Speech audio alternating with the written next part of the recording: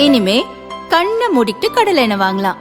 ஏன்னா மந்த்ரா கடலை எண்ணெய் இதயத்தின் தயாரிப்பு. வறுக்க பொரிக்க ஏன் எல்லா சமையலுக்கும் மந்த்ரா தான். மந்த்ரா கடலை எண்ணெய், அபார ருசி, ஆரோக்கியமான உடல் நலம்.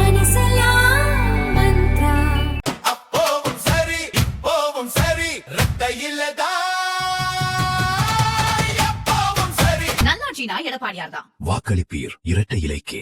பள்ளி குழந்தைகள் போல ஒரு சாக்கு சொல்லி செல்வ பெருந்தகை மாட்டிக்கொண்டதாக தமிழக பாஜக முன்னாள் தலைவர் அண்ணாமலை விமர்சித்துள்ளார்.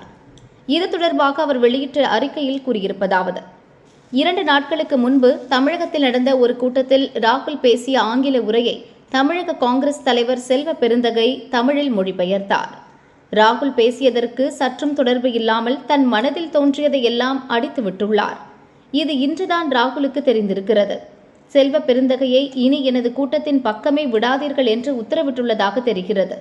ராகுலின் இன்றைய கூட்டத்திற்கு தனக்கு அழைப்பில்லை என்ற உண்மை வெளிவந்ததால் செல்வ பெருந்தகைக்கு இன்னும் அசிங்கமாகிவிடும்.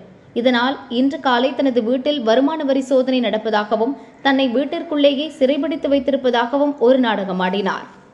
ஆனால் சோதனை நடந்ததாக செல்வ பெருந்தகை கூறியது முழு பொய் என வருமான வரித்துறை தெளிவுபடுத்தியுள்ளது. பள்ளி செல்லும் குழந்தைகள் போல ஒரு சாக்கு சொல்லி மாட்டிக்கொண்டுள்ளார் செல்வ பெருந்தகை. அவரது நகைச்சுவையை நம்பி முதல்வர் ஸ்டாலினும் பொங்கல் வைத்திருப்பதுதான் உச்சக்கட்ட நகைச்சுவை. ஒரு மாநிலத்தின் முதல்வர் அடிப்படையான விஷயங்களை கூட சரிபார்க்காமல் வடக்கு தெற்கு என்று வசனம் பேசுவது அவரது தேர்தல் தோல்வி பயத்தை காட்டுகிறது.